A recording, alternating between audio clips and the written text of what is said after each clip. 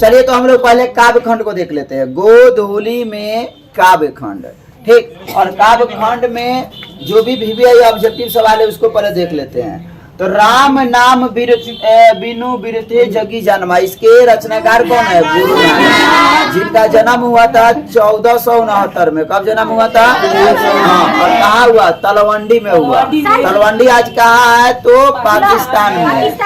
कहाँ? तलवंडी में है। कहाँ है? तलवंडी में उनका जन्म हुआ था। मरे कब? 1547 में। मरे 1547। चलिए, सिख धर्म का परिवर्तन किसने किया? जल्दी बोलिए। मन ऑप्शन भी नहीं देखिएगा, सीधे आंसर। इतना विश्वास है आप लोग? चलिए, बिल्कुल सही जवाब है। गुरु नानक का जन्म स्थान आप ही बोले तलवंडी। चलिए, तो इसको भूलना नहीं है तलवंडी को। आगे बढ़ते हैं। चलिए चलिए, टेक्निकल गुरु बढ़ाते चलिए। गुरु नानक का जन्म स्थान क्या कहलाता है? क्या कहलाता है? आ जाइएगा तो तलवंडी को तलवंडी कहिएगा तो लोग नहीं पहचानेगा। आपको कहना होगा ननकाना साहब जाना है। कहाँ जाना है? ननकाना साहब जाना है। कहाँ जाना है? तो चलिए बढ़ते हैं तीसरे चौथे सवाल की ओर। सवाल आपके सामने, बताना गुरु नानक के पापा का नाम क्या है? और तो याद रखेंगे कालू चंद, अब माता का नाम त्रिप्ता देवी। माता का नाम त्रिप्ता। चलिए, बहुत अच्छा, बढ़ते चलिए। सवाल है, गुरु नानक की माता का क्या नाम था? क्या नाम था? अरे जो त्रिप्ता देवी के साथ है, बिल्कुल सही जवाब है। चलिए, अगला सवाल है कि गुरु बढ़िया राजा। छठा सवाल, सिख धर्म के प्रवर्तक कौन है? प्रवर्तक माने संस्थापक। सिख धर्म के संस्थापक कौन है? गुरु नानक। कौन है? गुरु नानक। चलिए बढ़ते हम लोग आगे। चलिए, किस मुगल सम्राट से गुरु नानक की भेंट हुई थी? ये आपसे पूछा जाएगा कि किसके समकालीन गुरु नानक को माना जाता है? इनके समय में कौन मुगल शासक जिंदा था या किसका शासन काल था?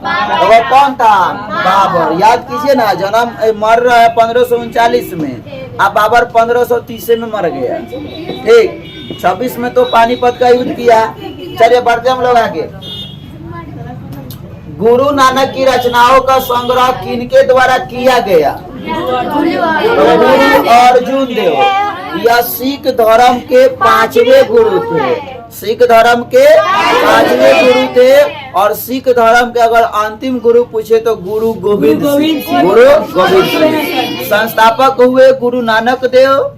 5वां गुरु हुए अर्जुन देव, जिन्होंने क्या किया? गुरु नानक के जितना भी रचना था उसको संग्रह किए।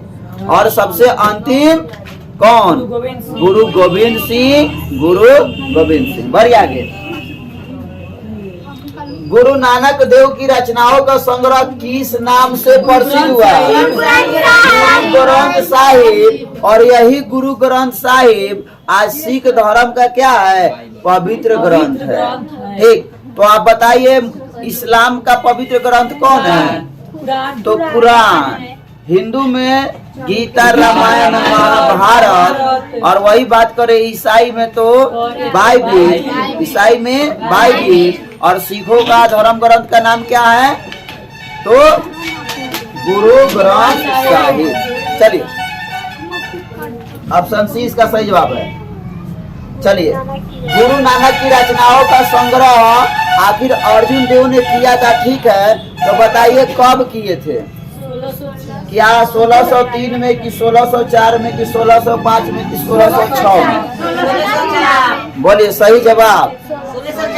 1604 को लॉक किया जाए। चलिए, टेक्निकल गुरु आंसर को प्रस्तुत किया जाए। और बिल्कुल सही जवाब जो 1604 के साथ है उनका बल्ले बल्ले है। बल्ले बल्ले। बढ़िए। हाँ, गुरु नानक देव ने क्या कहते हुए अपना प्राण त्याग किया?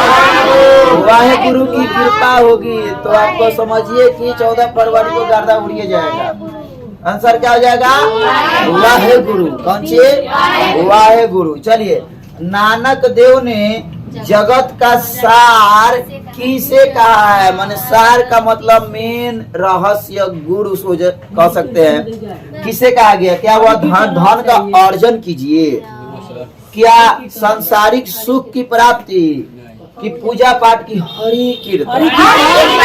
तो बताए ना कि हरि रस जिसको मिल गया वह आबाद हो गया। गुरु नानक जी का कहना है। किनका कहना है राजा? हाँ, बढ़िया। अगला सवाल की ओर। यानी जो डी नंबर के साथ जाएंगे उनका सही जवाब होगा। चलिए, बिल्कुल सही जवाब।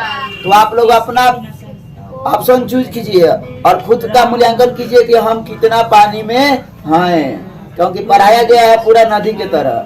अब याद किए नदी की तरह की बाल्टी की तरह भी मालूम चलेगा। चलिए अगला सवाल। किसके बिना संसार में जन्म लेना व्यर्थ है? चैप्टर ए का नाम है। बोलिए, यश के बिना, कि दान पुण्य के बिना, कि तीर्थाटन के बिना, कि भगवत नाम के बिना। ठीक है, साथ जाइएगा। चलिए टेक्निकल गुरु, देखिए क्या होता है इसका जवाब। बिल्कुल सही जवाब। चलिए, आपको मिलेगा 1.25 लाख रुपया। खाता लेकर सबको उपस्थित होइए जल्दी। अब बरहम का निवास स्थान कहाँ है? बोलिए। बरहम का निवास स्थान कहाँ है? मंदिर में, जंगल में, तीर्थ में, तो संत के। लेकिन आप तो मंदिर में खोजने जाते हैं, मस्जिद में खोजने जाते हैं। खोजिए, वो कहाँ मिलेंगे? आप नहीं मिलेंगे। ठीक, बढ़ते आगे। आगे डी के साथ है उनका बिल्कुल सही जवाब है। हाँ, बल्ले बल्ले, बढ़िए। अब कह रहा है महियल का मानक आधुनिक शब्द क्या है? इस महियल का अर्थ क्या है आपसे पूछा जा रहा है। तो महियल, बोलिए, क्या महान आत्मा, कि महामानव, कि धरती पर? सही, एकदम बढ़िया से। धरती पर। धरती पर सही जवाब क्या होगा? महियल का मतलब क्या होगा? धरती। चलिए, ऑप्शन सी के साथ होंगे उनका बिल्कुल सही जवाब होगा। हेलो, किधर ध्यान है? अरे आजाद सर इधर है। ठीक, बढ़ते आगे। वाणी कब 20 के समान हो जाती है? कड़वी बात बोलने पर, कि राम नाम के स्मरण के बिना। हाँ, तो गुरु नानक जी का कहना है कि जो व्यक्ति राम का नाम नहीं लेगा तो उसका वाणी 20 के समान हो जाएगा। 20 अर्थात जहर के समान। चलिए, तो आप लोग लेते रहिए। हाँ, बढ़ते रहिए। तो ऑप्शन बी क्या होगा? सही जवाब होगा। बढ़ते हम लोग 17वें नंबर प्रश्न की ओर। जल्दी जल्दी। हरि रस किसे कहा गया है? वनस्पति के रस को, कि सांसारिक आनंद को, कि ब्रह्मानंद को, कि मधुर रस को? बोलिए। ब्रह्मानंद। बढ़िया से देख लीजिए, आपके पास मौका है। तो बोलिए, ऑप्शन सी को लॉक कर दिया जाए। सोच समझ लिए। चलिए टेक्निकल गुरु, देखिए क्या होता है। बिल्कुल सही, यानी हरि रस किसे कहा गया? अब बढ़ते आगे। गुरु नानक की से भक्ति धारा के कवि है? 4 ऑप्शन। निर्गुण भक्ति धारा, सगुण भक्ति धारा, की सरस भक्ति धारा। तो जानते हैं 2 तरह की भक्ति का मार्ग है, एक सगुण है, एक निर्गुण। सगुण में माना जाता है कि ईश्वर के रूप होते हैं, यानी ईश्वर के आकार होता है। ईश्वर मोटे हैं तो पेट वाले हैं, तो सूंड वाले हैं, तो चंदा मामा वाले हैं, तरह तरह का बात है। निर्गुण वाला कहते हैं कि ईश्वर का कोई आकार नहीं है। ठीक, तो समझिए कि निर्गुण भक्ति करेंगे तो आपको जितना भी दान पुण्य जो आपको ठगता है उससे बच जाइएगा, क्योंकि बिल्कुल भगवान से आप डायरेक्ट कनेक्शन कीजिए। बीच में पंडित पुजारी की कोई आवश्यकता नहीं है, आप अपनी बात को डायरेक्ट भगवान के पास पहुंचाइए। चलिए थोड़ा पानी पी लेते हैं।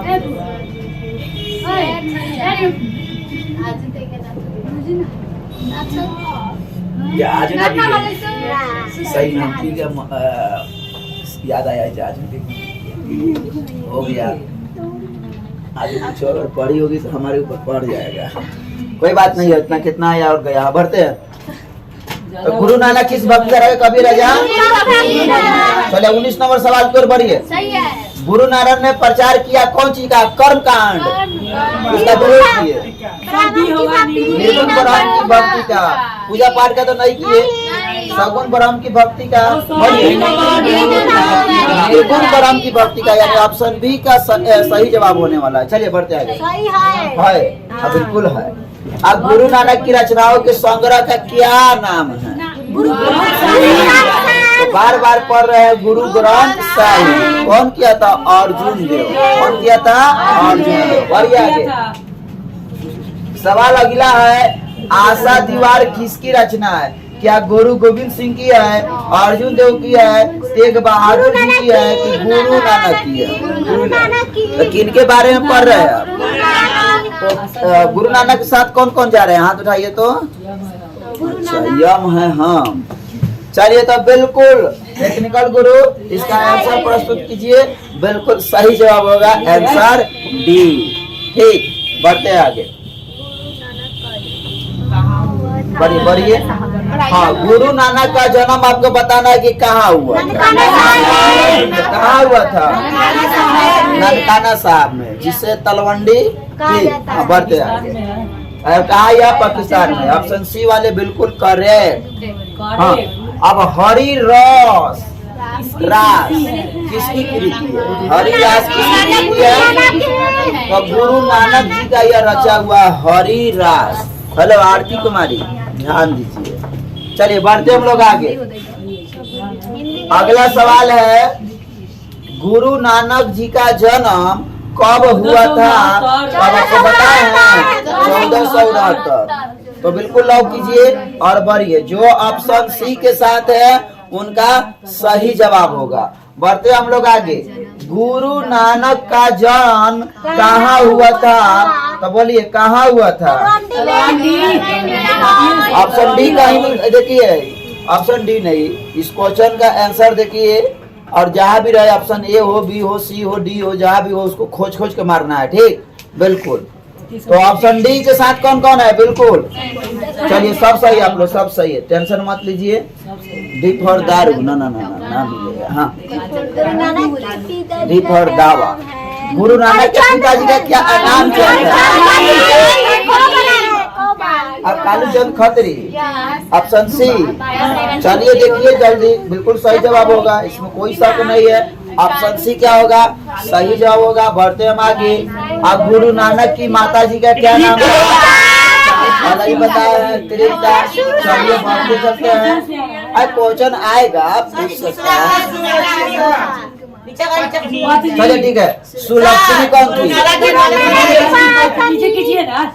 ज्यादा भाग गया है। गलती बोला है सब। बी नंबर त्रिपिता। नहीं होगा, एक मिनट होगा। लाइए। पत्नी है कि माता? माता का नाम बिल्कुल त्रिपिता। आंसर बिल्कुल सही दी। मैंने यहाँ पर ऑप्शन सी दिया। हाँ, तो इसको काट दीजिए ना। ये जो लिखा है यही थोड़े मानेंगे, जो होगा वो न मानेंगे। पत्नी का नाम था सुलक्षणी, माता का नाम था त्रिपिता।